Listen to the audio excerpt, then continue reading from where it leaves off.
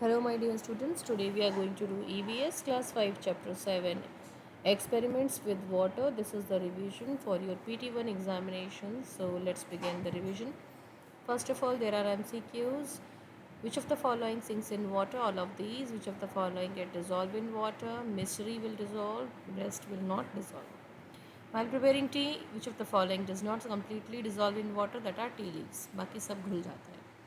Which of the following can be separated from the water by straining with a cloth, that is chalk powder?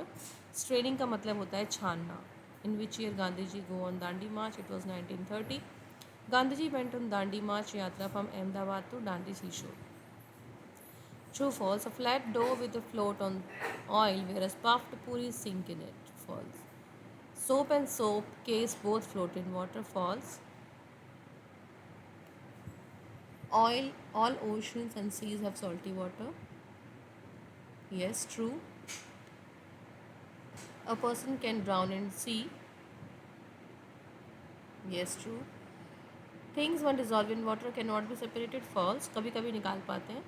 Oil flows faster than water. False. The amount of water will reduce after heating it for a long time. Yes, क्योंकि वो भाप बन के उड़ जाएगा. Dead Sea saltiest है. बिल्कुल ठीक है. Salt is made from sea water. Correct. Water evaporates and changes into water vapor. Very correct. A needle sinks in water. Dead Sea जो है वो सॉल्टीएस्ट है. ऑयल थिक होता है इसीलिए धीरे धीरे आता है. British put tax on salt. Sea water use to make salt.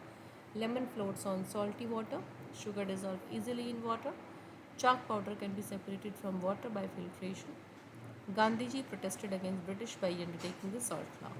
क्योंकि उन्होंने सॉल्ट का कानून बना दिया था जबकि सॉल्ट हमारे ही देश में बनता था. तो गांधी जी का कहना था कि जो चीज़ हमारे देश की है हम उसके ऊपर टैक्स क्यों दें. इसीलिए गांधी जी ने अंग्रेज़ों के खिलाफ जाकर नमक का कानून तोड़ा था. If you will put a rock in a glass of filled with ordinary water it will sink. लेकिन अगर उसी पानी को हम नमक वाले पानी में नमक घोलते जाएं और उसके बाद अंडे को डालें तो अंडा जो है वो फ्लोट करेगा. If you pour some water then it will float. If you pour some water and oil into a jar oil will float. If you vigorously mixed water and oil in a jar मिलेगा ही नहीं. पानी और तेल कभी नहीं मिलता. Why a person will continue to float in the Dead Sea. क्यों फ्लोट करता है? इसलिए क्योंकि वहाँ लगभग 1 लीटर में 300 ग्राम सॉल्ट के बराबर जो नमक होता है और कोई भी चीज़ उसमें डूब ही नहीं सकती. सॉल्ट की डेंसिटी बहुत ज़्यादा है. Why do clothes dry fast on a sunny day? क्योंकि रेट ऑफ वेपरेशन बहुत ज़्यादा होता है. Where does the water from the clothes go? Atmosphere में. Why did Mahatma Gandhi undertake the Dandi march? To break the salt law against the Britishers. Is it easy to a person to lie down on like this water? No. बाकी किसी भी नदी में इंसान आसानी से डूब जाएगा. How is salt made? From sea water. एक बच्चे ने एक्सपेरिमेंट किया ग्राउंडनट ऑयल और पानी को लेकर. तो जल्दी से बॉटल में से या किस चीज़ में से कौन तेज़ी से नीचे आएगा? Water will drop faster.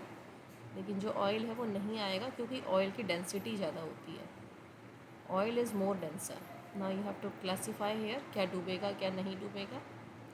Salt from water को हम इवेपोरेशन से निकालते हैं. चॉक फ्रॉम वाटर को फिल्ट्रेशन से.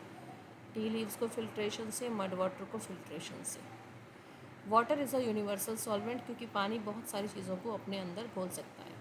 इसीलिए उसे यूनिवर्सल सॉल्वेंट कहा जाता है. अब आपको यहाँ टिक करना है कि कौन सी चीज़ पानी में डिज़ोल्व होगी कौन सी नहीं. ऐसे कौन से 2 फैक्टर्स हैं जो किसी भी चीज़ को पानी में डिसॉल्व करते हैं? That are temperature and pressure. They can make hydrogen bonding and they are made from substances which dissolve in water. Now you have to categorise all these substances whether they will are soluble in water और insoluble. Soluble यानी जो घुल जाता है. Insoluble जो नहीं घुलता. Have you washed your handkerchief? जल्दी सुखाने के लिए क्या क्या कर सकते हैं? धूप में सुखा सकते हैं और हम प्रेस कर सकते हैं या फिर उस ड्रायर यूज़ कर सकते हैं. So keep on studying and keep on practicing. Thank you.